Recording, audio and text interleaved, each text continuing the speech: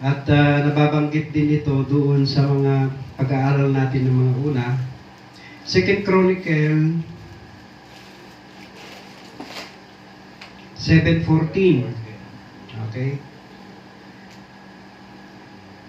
Ito ang sinasaad niya dito sa magandang balita.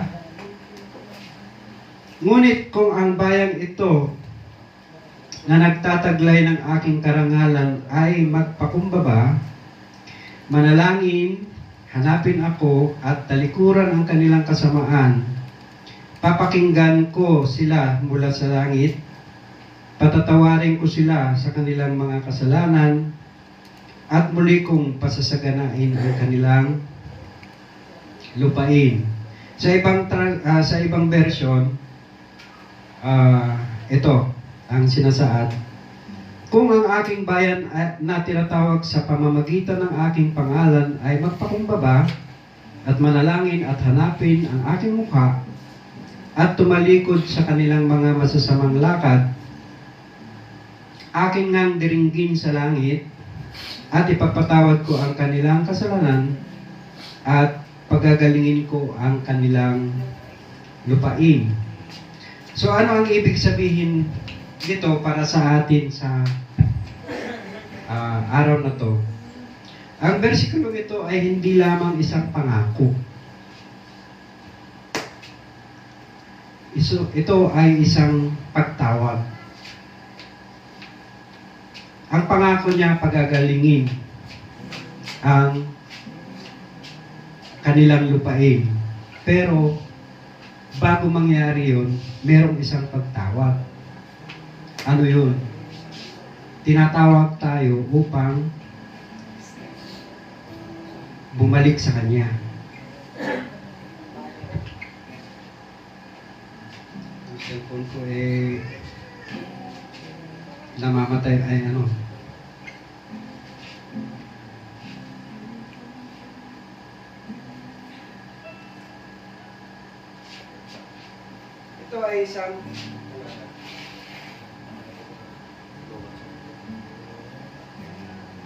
Ito ay isang call to action na may tatlong mahalagang aral para sa ating layunin. Ang una, Lubak. Yung isa ka engineer. Yung may wire. Gold.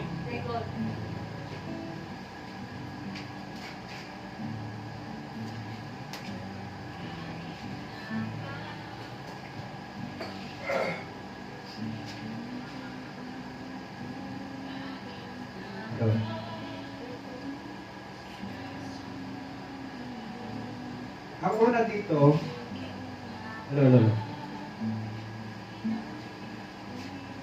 ang pagpapakumbaba. Okay? Ang transformation ay nagsisimula kapag inamin natin hindi natin kayang baguhin ang ating bansa na mag-isa.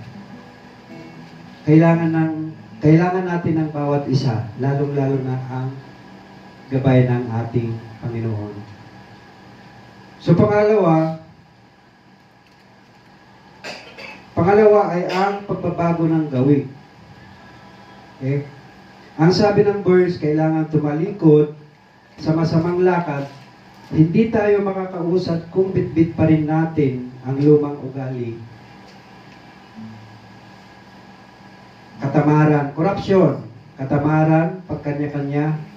Ang tunay na reforma ay nagsisimula sa pagpili ng tama kahit walang nakakakita. Amen. So, yun yung mga kondisyon. Pangalawang kondisyon. Pangatlo, ang paghilom. Ang pangako ng Diyos ay pagagalingin ang lupain. Ito na yung pangako. Pagagalingin ang ating Panginoon, ang ating lupain. Ang ating bansa ay may mga sugat. Nakikita natin kung anong nangyayari sa paligid natin ngayon. Kung ating isipin, parang wala ng pag-asa. No? Para mabago. Parang tanggap na natin na yung nangyayari ay talagang ganun. Talagang ganun na yung nangyayari. Pero, ang kagandahan dito, ikaw, ako, tinawag para umpisahan ang pagbabago. Para i-lead ang mga tao para sa pagbabago. So, bawat isa ay mayroong responsibilidad na gagampanan para tuluyan nating makamit ang pangako ng Panginoon na nakasaad sa 2 Chronicles 7:14.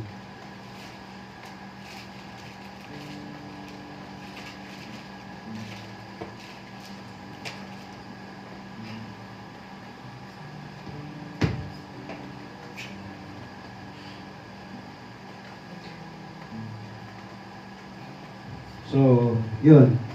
Kung tayo magkakaisa, aminin natin sa sarili natin na gusto natin ng pagbabago, hindi natin alam kung papaano. Gusto natin makita ang gobyerno na magbago.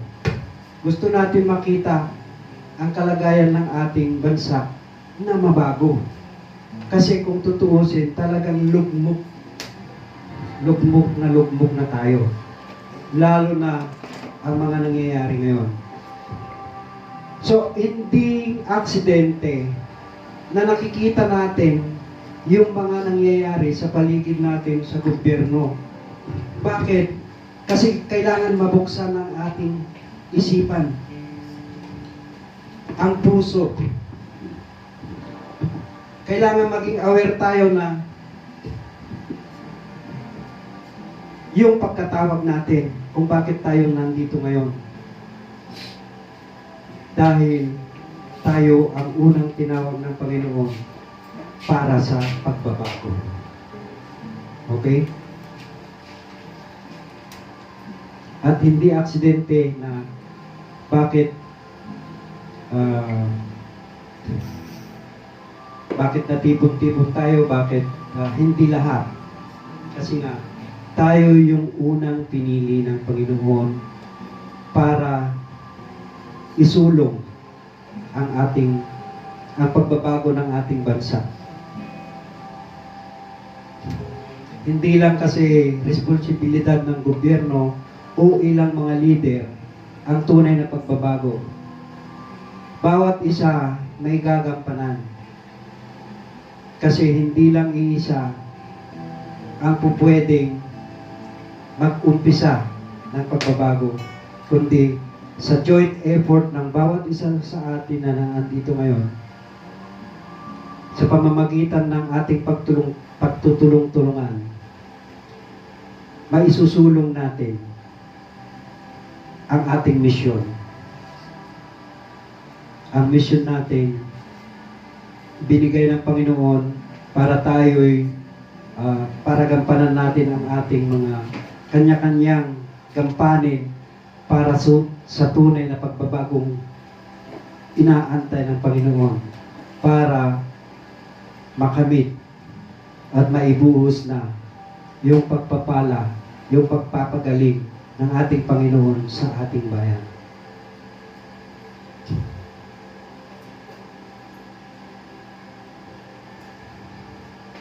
So tandaan natin na kapag binago natin ang ating puso at gawa, ang Diyos na ang bahalang magpapagaling at magpapala sa ating bansa. So ang transformation hindi automatic sa ating bansa. Ang transformation nag-uumpisa sa ating sarili. So hindi naman na siguro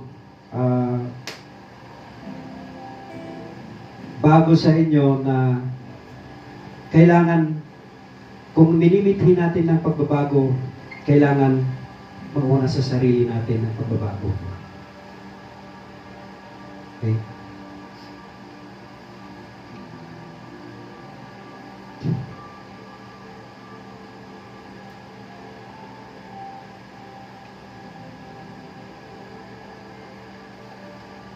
So mga kasama, habang tayo ay nagdidiriwa ngayong year-end, baunin natin ang pag-asang ito. Ang pagbabago ng ating bansa ay hindi lamang responsibilidad ng gobyerno o ilang lider. Ito ay responsibilidad nating lahat na tinatawag o tinawag na magsilbi para sa ating bansa, para sa ating kapwa, lalong-lalo na para sa ating Panginoon. So, yun lang po ang naiksi na gusto kong i-share sa inyo.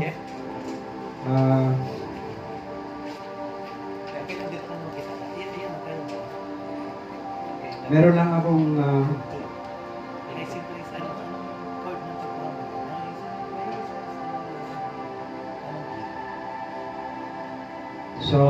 manalangin tayo.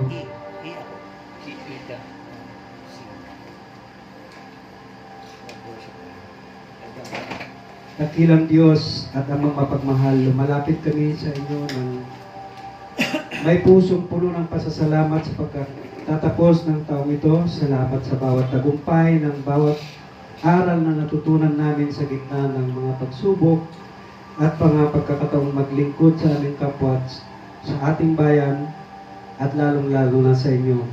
Panginoon, tinataas namin sa iyo ang aming misyon sa national transformation tulad ng iyong pangako sa 2 Chronicles 7:14. Basbasan mo ang aming pagpakumbaba.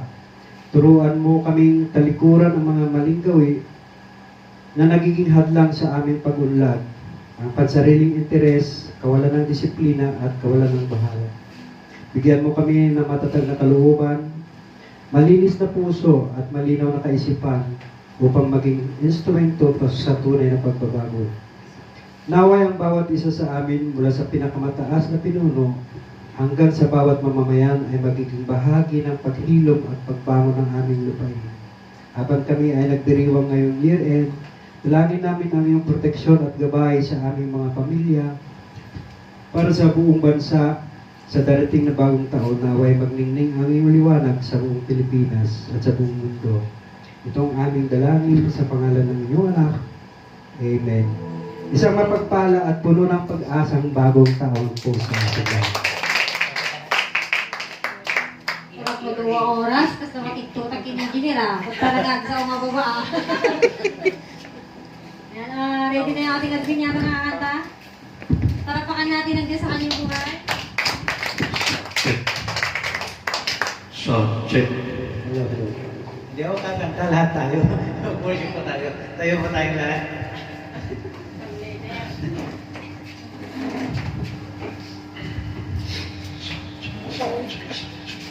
Tayo po ay magpuri sa ating Panginoon.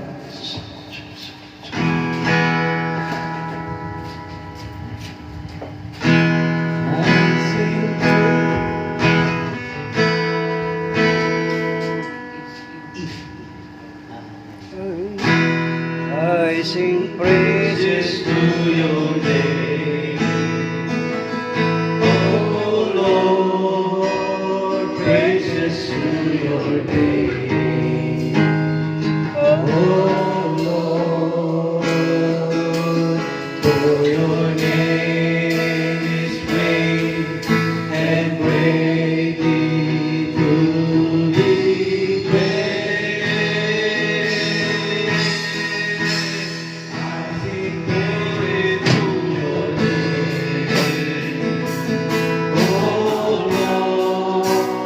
Glory to your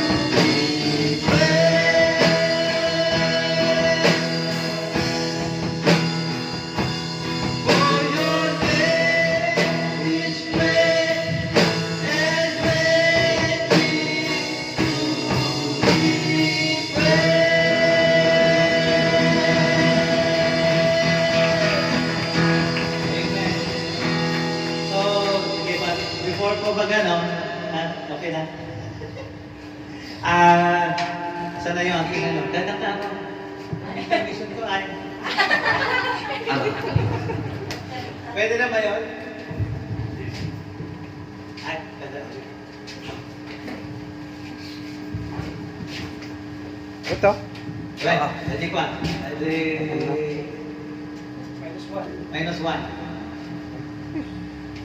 Naman niya. Ay, ito.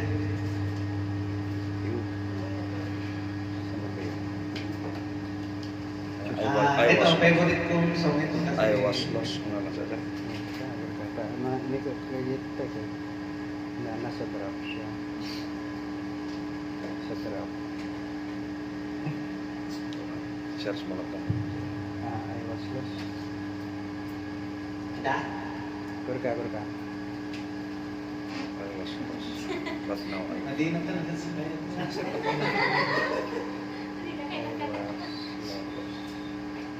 Nawan may again ko.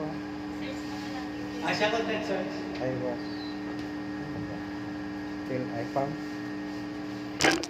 Sa bali may. Sikata mo. Kaganda.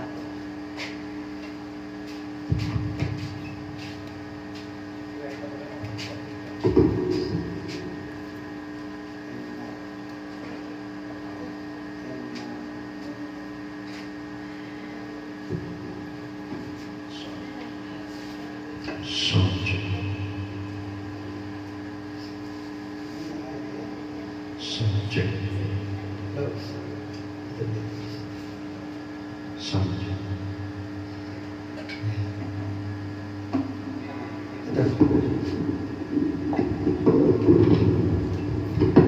Ito yung ano, kwento po natin lahat to.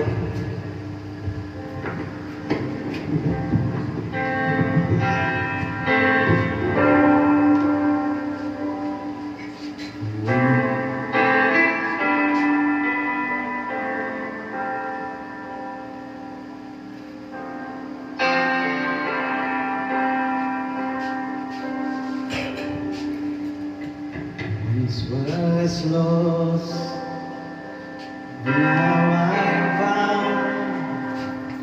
Once was lost, but now I'm found. So far away, but I'm home now. Once was lost, but now I'm found. Now my life's on sing. Once was blind, but now I see. Once was blind, but now I see. I don't know how, but when he touched me, once was blind, but now I see. And now my life's on sing. And now my life's on sing. And now my life's on sing. Once was dead, but now I live. Once was dead, but now I live. Now my life to you I give. Now my life to you I give. Now my life to you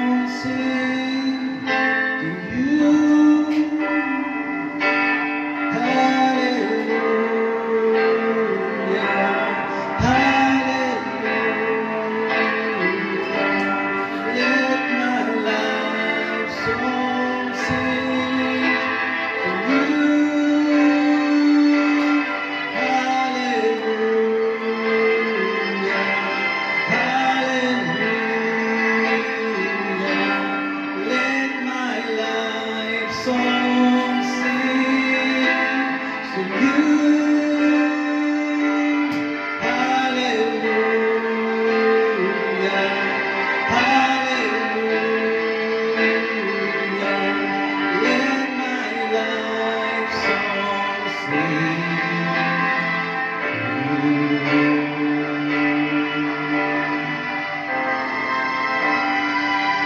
yun po yung ano natin, dati tayo po ay patay, at ngayon po ay nabuhay. Tayo po ay bulag, at ngayon ay nakakita. Eh sabi niya, let my life song sings to you. Eh sa akin po, parang testimony na lang din. Wala na talaga sa akin, as in totally, wala na talaga akong yung dedication ng life ko. Totally talaga na yung alignment, kasi binigay na rin sa akin kasi yung anong oras na makipag-usap, anong kailangan mong gawin, na ibigay na sa akin. Kasi make sure ko na everyday yung life ko sa Panginoon ay naka-align. Kapag naka-align kasi yung buhay natin sa Panginoon, grabe, yung kalooban ng Diyos dadaloy sa'yo. Yan yung dadaloy sa'yo. And ang kagandahan nito, kung ako yung nauna kasi sa inyo, yung malaman mo yung purpose ng life mo, bakit ka tinawag?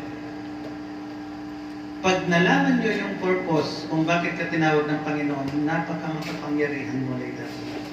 Kasi lahat ng sasabihin mo, galing sa Diyos.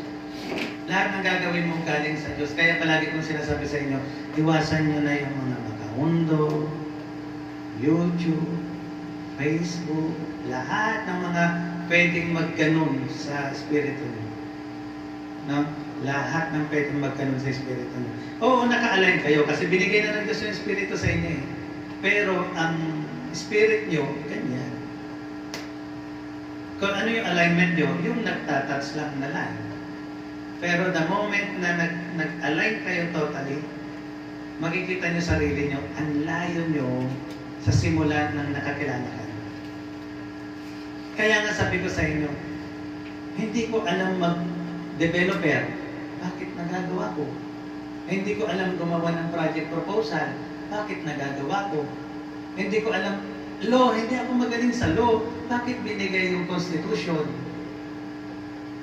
Kapag naka-align ka sa Panginoon, yung imposible, posible. Amen. Yun. Kaya, okay, it's a good rin na si Engineer Rico, napakinggan din natin na wow, no? Binigyan din. And lahat tayo. Sila Pastor Carlos, sila Pastor Ramon, lahat tayo naka-design na ganun. Kailangan lang ma-align. Kailangan lang ma-align. Align. Yun yung kailangan. Ano yung alignment? Kaya, willing ka ba na tanggapin yung panawagan mo? Yun lang yung tanong. Willing ka ba? Hindi tatanungin kung karapat dapat ba ako? Kaya ko ba? Hindi yun ang tanong dito. Willing ka ba? Pag willing ka, ang Diyos na ang bahala. Amen. Yun lang. Ang Diyos na ang bahala. So, hindi ko pa makuha yung mga song ko, kaya okay na. Mamaya ulit.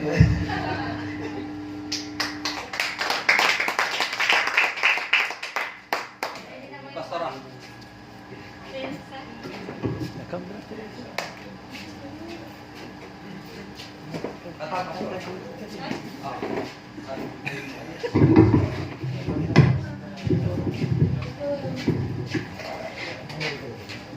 Yan, ready na ba yung ating mga dalawang pastor? Kakanta na po kayo. Ang ating pinakahihintay na kantahan. Makikot tayo ng mga kantada. Bumabalot tayo namin yung pastor na nga magkantuhan. Sabi namin yung ano, Yung. senior citizens, no? Choir daw, choir ang gusto nila. Kasi talagang kung kami aawit, talagang buo yan. Okay, kayo ganun din ah. Isingot kayo. Oo, ano bang ginagawa niya? Pinapalakpakan niya. Halika! May ano yan na yung puso mo, meron na dalis. May na. May minus 1 ba yung yung baral mo kahanan? Ay, Meron. Eh kung wala, minus mo na kaming lahat. Banal kung saan. Meron po, meron. I-mic mo. Pasok! meron ako. Sige. Hindi, meron ako. Hindi namin sabi. Ito ka na Lord. Meron ka. Pero hindi na yung system. Pwede po. Wait lang po. Malinaw na. Malinaw na lang. Ito po. I-open mo. Si Pastor Carlos kasi nagpasiguro ng pagkanta. Ganun po yung yan.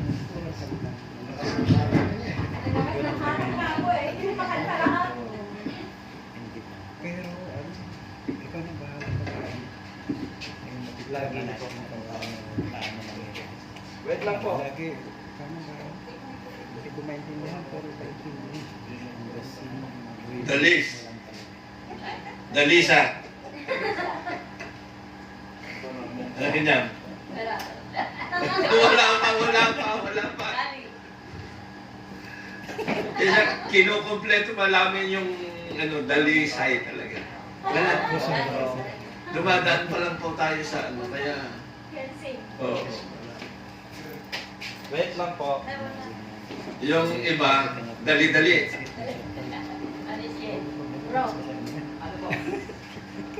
Praise. Meron, isa lang praise. Meron. Praise. Meron. Hello. Wait lang po.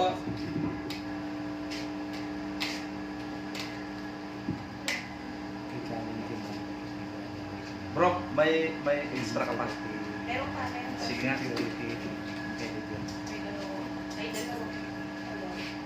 Wala na. Wala na.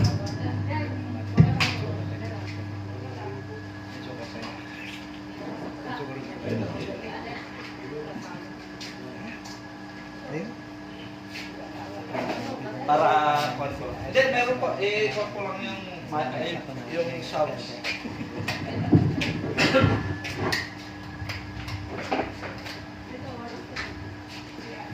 Sound check.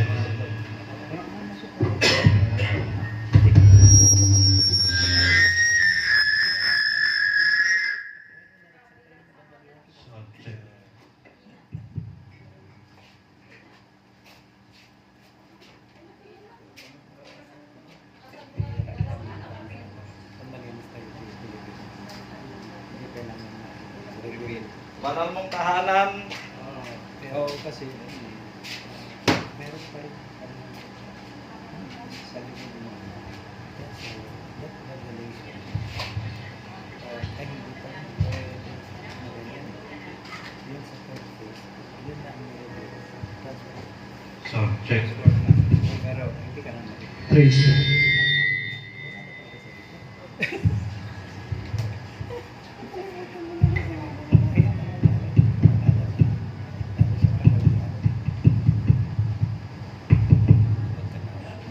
Sound. Ang tawag na big sa pick up namin. Hello. At bulot. Hello. Praise.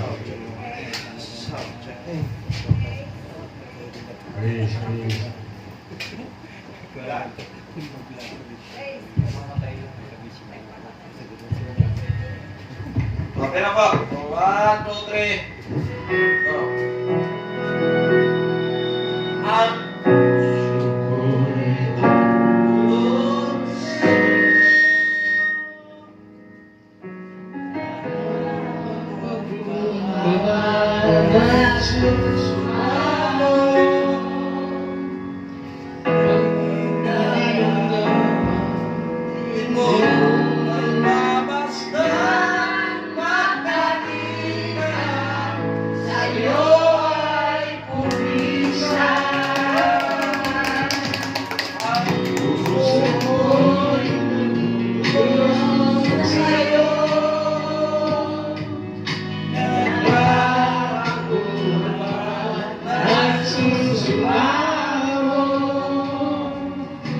Maging kapatid mo, ikaw ay mamasdan.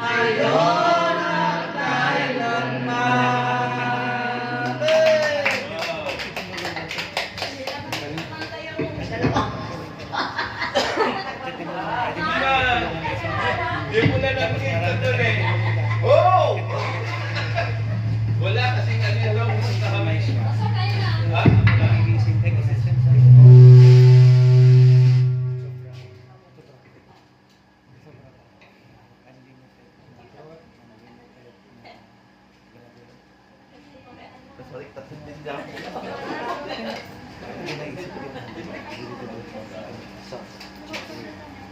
Limited lang yung aja focus na kasi.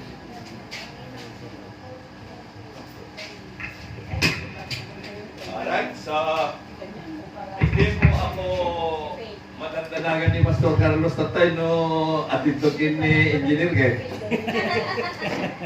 So nga tata ngayon, hindi ako mag-preach. Exhortation lang po yung gagawin ko. Kasi unang-una, ano pong programa ang ginagawa natin ngayon? Na